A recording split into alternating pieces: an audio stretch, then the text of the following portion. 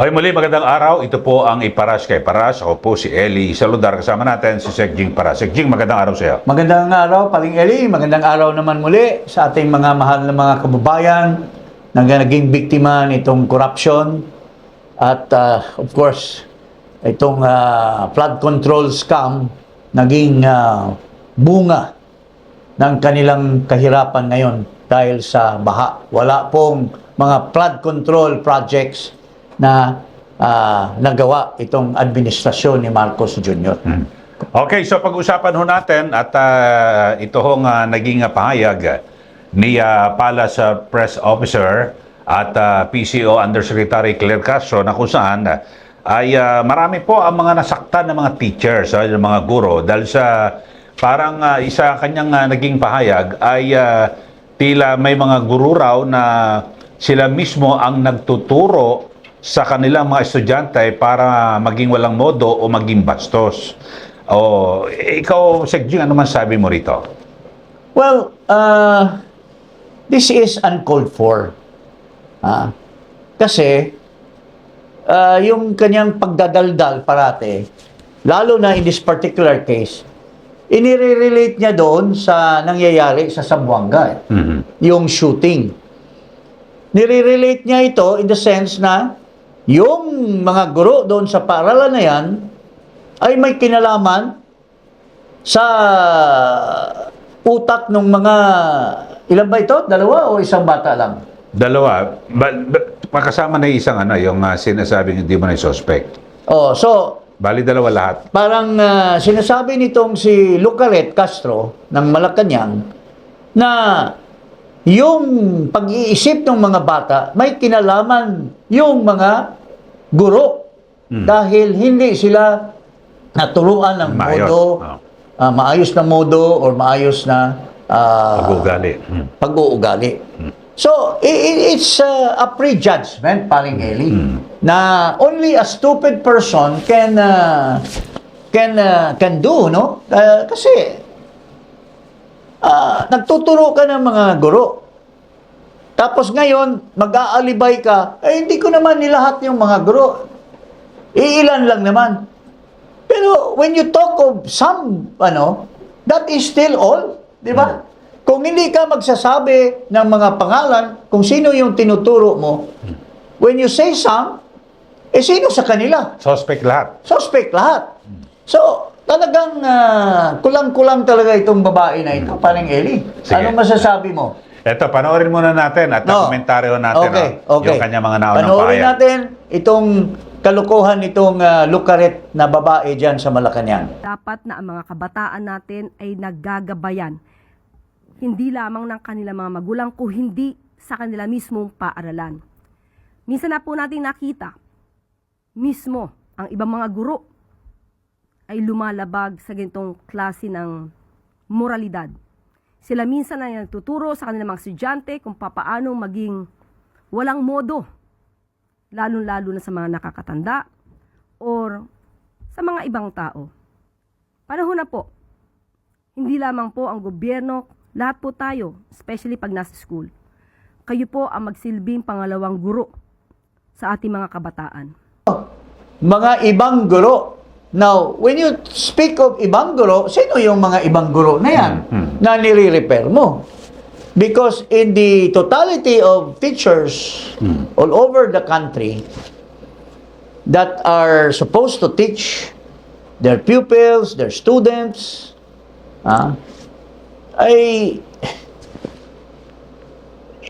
when you say ibang guro, sino sa kanilang ibang guro na nire-repair mo? Dapat It can be somebody else. It can be anybody else. So nilalahat mo pa rin yan. Tapos, wala namang basihan yan because you have not even pinpointed a particular teacher na may direct relation to the incident na para ma-declare mo na walang modo yung teacher na yan at hindi naturuan yung mga estudyante na yun. Di ba? Yes, so dito ay siyempre para sa isang mga teacher, talagang masakit yan kasi baka hindi niya alam yung yung sakripisyo ng mga teacher. Oo. At nako, lalo na kung public school teacher ka, Sec Jing, sa dami ng mga estudyante, talagang dami mong tinuturuan, lahat. Tapos, di ba, bago pumasok yan, may piniprepare yan na lesson plan. Yes. Tapos, pagkatapos yan, pag uwi, Pare, ang dami, ako- marami, talagang napakarami Ako trabaho. per my experience being a member of Congress, lalo na when I was a mayor, doon sa mga rural areas, ang laki ng sakripisyo ng mga teachers. They have to walk. Kasi sa mga barangay, there are barangays, lalo na pag malalaki yung mga bayan, ang mga barangays malalayo sa bayan. At walang transportation, that will so they have to walk. Naglalakad yung mga teachers na yan for so many miles. Oo. Tapos sasabihan lang nitong lukaret na ito na walang mga modo. Tapos hindi niya iniisip na sa multitude of teachers na nagbabayad ng buwis, yung totality ng mga buwis ng teachers na binabayad, yun ang sinisweldo nitong kulakoy na ito. Tama. Baka walang hiya nitong babae na ito, paring Eli. Tapos, ang matindi dyan, so, binanggit niya. Tapos, nung kinabukasan, nagka-press con ulit, may binabanggit siya na hindi niya naman daw sinisisi at wala raw siyang ganon. Pero, ayaw niya mag-sorry. Ayaw niya mag-sorry. Talagang... Sobra ang pride. Sobra ang pride. Sige nga. At, alam mo, ito kasi ang ang mali dito sa sistema diyan sa paglagay niya diyan sa posisyon niya. Hindi naman siya spokesman, di ba? She's not a spokesman. Parang tagabasa lang siya, nagkaroon ng press con, ang role niya talaga, reader lang. He's just a reader of the reports and mga accomplishments ng mga departamento. Pero dahil gusto niyang pumapel, nag-a-adlib siya by tendering her own opinion. And in the process, hindi niya nakokontrol yung sarili niya, dahil sa galit niya sa mga Duterte. Hindi natin alam bakit niya galit na galit siya sa mga Duterte. Kagaya nitong kanyang comment dito sa mga teachers, pinipilit niya i-relate sa Duterte by mentioning assassin, Tama, by mentioning parang violence, using, talagang alam na naman ng taong bayan na kalayo-layo, talagang dinadala niya kay Sara Duterte. Inggit na inggit siya kay Sara. Unang-una, ang layo niya sa itsura. Ang layo niya sa utak. So, talagang bawat salita nitong lukarit na ito ay paninira sa kay Sara Duterte. Yes, Paring Eli. Pero alam mo, kung uugatin natin, nagsimula itong isyong ito sa mga guro. Kasi naitanong, di ba, yung sa Ateneo de Davao, di Zamboanga. Tapos, biglang hinaluan ng politika. Kung tutusin, seryosong problema yan. Seryosong problema. Pero hinaluan talagang ng politika. Dinala niya doon kay Sa Sara politika. Duterte by mentioning, ano naman, assassin. Yung mga bata naman, hindi naman assassin yun. They are probably mentally deranged. These are common in the United States. Even in Europe, there was one country na there was a shooting incident. Pinatay lahat halos yung nasa park. I mean, these are part of mga mentally deranged individuals. Pero bakit mo ihahalo dito sa assassin dito? Kasi gusto lang niya talagang dadalhin kay Sara Duterte. This is insanity in its in its improper way of vengeance or whatever. I don't know why she's doing this against the Vice President. Talagang may kasamang pamamersonal, di ba? Kasi Personal na eh. kung opisyal ka ng gobyerno, dapat pinaglilungkuran mo buong sambayanan. Buong sambayan. Kay oposisyon man yan o nasa maka-administrasyon man, lahat ng mga Pilipino. Dapat ganoon. Kasi pinapasweldo ka ng pera ng taong bayan. Oo. Di ba? Oh. Ito, panoorin natin na Sec Jing, yung na kung saan para inahahain na sa kanya na dapat mag-sorry ka na lang para wag na umabay. Ito. Pero ito, panoorin natin. Arrogant. Ha? Full of false pride. Ika nga, itong babae na lukaret na ito. Ito, pakinggan natin to. Iniisip ko, saan ba dapat nasabihin kong mali ako? Sa ngayon po, saan iniisip ko dahil maliwanag yung aking pagkakasabi, nagkaroon lang na maling konteksto nung sinabi ng ACT Party List or ACT Teachers na sinisisi ko ang mga guro. Wala po akong sinabi na sila ang may kasalanan. Kahit ulit-ulitin po nila yung ating sinabi, yan po ay pagpapaalala lamang na sila po ay mga iginagalang na guro na maghuhubog ng tamang kaugalian sa ating mga kabataan. So, siguro po ang dapat na magbigay ng paumanhin ay yun ang bigay ng maling konteksto sa ating sinabi. Dahil marami nagsasabi na walang guro na nagturo ng mali. Ipinakita ko po sa inyo ngayon ang mga guro na nagkaroon ng pagkakamali at yan din ang ayaw nating pamarisan pa ng iba pa nating mga kababayan. Talagang napakasinungaling Wala daw siyang sinasabi na may kinalaman or mali ang mga guro. Unang-una na nga, sinasabi niya na may mga ibang guro na walang mudo. Nagtuturo. Na nagtuturo. Ha? So, doon pa lang, Mali na yung sinabi niya na yun. mali na yung sinabi niya. Ha? Saan ka hindi nagkamali? Ha? Maling-mali yung sinasabi mo by just saying that may mga ibang guro na walang mudo. And because of the incident that was prevailing, which is the shooting, syempre, i-connect mo yan doon na yung she was especially referring to the teachers in Zamboanga who are responsible, supposed to be, to prevent this kind of shooting. Kaya sinasabi niya, walang mga mudo yung mga guro na yan. Doon ka, sinungaling ka, Lucaret Castro. Ha? Umiiwas ka, parang masyado ka ng ika nga'y congenital liar. Ha?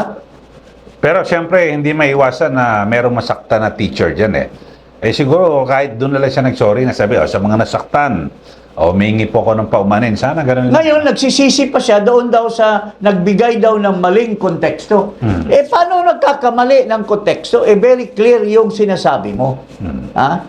Tinitwist mo ang katotohanan to suit your stupidity, Lucaret Castro. Pero napakahirap ba humingi ng apology? Wala, Mag-apologize masyado ka? nang mataas ito Masyado nang mataas itong kanyang pedestal ngayon Hindi na siya marunong bumaba at maging humble just to say sorry dahil siya nagkakamali. Dahil sa kadaldalan ng bibig niya, paring Eli. Pero sa tingin ko, hindi ito pride Insanity? Hindi, kayabangan at yung kumbaga sana pumasok na Arrogance. Arrogance. Arrogance of yung power. Arrogance pumasok of na sa power. kanyang isip na mataas siya. Di ba? Parang ganon. When in fact, siya lang naman ang nagpapataas ng papel niya. Reader ka lang ng report at saka activities ng mga departamento at mga gawain dyan sa Malacanang. Pinapataas mo na yung sarili mo. Lalo na doon sa Canada. Ha? Pinapataas mo yung sarili mo na hindi ka naman kasama doon sa PCO. Ha? Gusto pa niya daw kumukuha ng reels. Hindi ka naman photographer. sinasayang mo yung pera ng gobyerno sa junket. Nagpunta ka doon sa Canada para mag-junket. Kaya nga, pinagmumura ka ng mga Pilipino doon. O, nasaan na ngayon yung sasampahan mo ng kaso yung mga Pilipino, isusumbong nyo sa Canadian government? Nasaan na ngayon yun? Paring Eli. Pero dito, sa Jing, pinapataas niya yung sarili niya pero pinabagsak niya yung rating dito ng Pangulo. Lalo pang, with this kind of itong mga nangyayari ngayon, the flood, na hindi nila inaamin yung kanilang kamalian, nagsisinungaling sila, nasa tuhod lang daw yung tubig, when in fact, the reality is lampas ulo. Tapos, nagtatrabaho lang daw ang Pangulo. Kung nagtatrabaho pa 4 years ago, wala ng, kung may flood man lang, dahil talagang mababa talaga yung isang lugar. Pero kung nagawa yung maayos na flood control system, yung drainage system, yung mga river control and all those things, 4 years, you have so long a time to do these things. Pero noong 2024 mo lang naisip na may projects ka, at noong 2025 you realize that all these projects are ghost. Napaka walang walang saysay talaga, pare, yung administration na to. Kasi kung sana ibinisto na kasi ng kalikasan yung yung mga baha. Sabi ko nga doon sa isang post ko, the continuous rain may have a meaning to the people in our country. Dahil hindi humuhupa Inaalala ko tuloy sa biblical sa Genesis na mayroong doon sa Middle East, yung panahon ng ating Diyos, si Abraham, nagkaroon ng fire at saka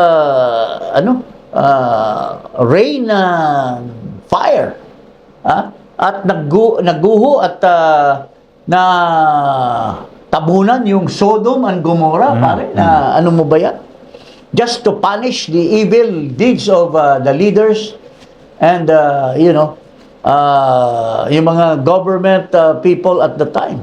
Sumobra na yung kasamaan. Sumobra na yung kasamaan, and there is a parallelism between that time and now, which is kagagawan din ng ating Panginoon, paring Eli. Di ba?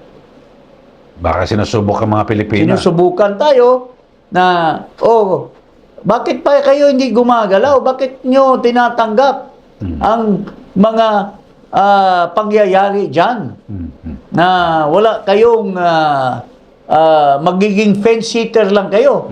So, para na rin sumama kayo sa kasamaan ng gobyerno na yan. Parang ganun. Okay, so abangan natin susunod, at sa ating pang mga episode. Maraming salamat po.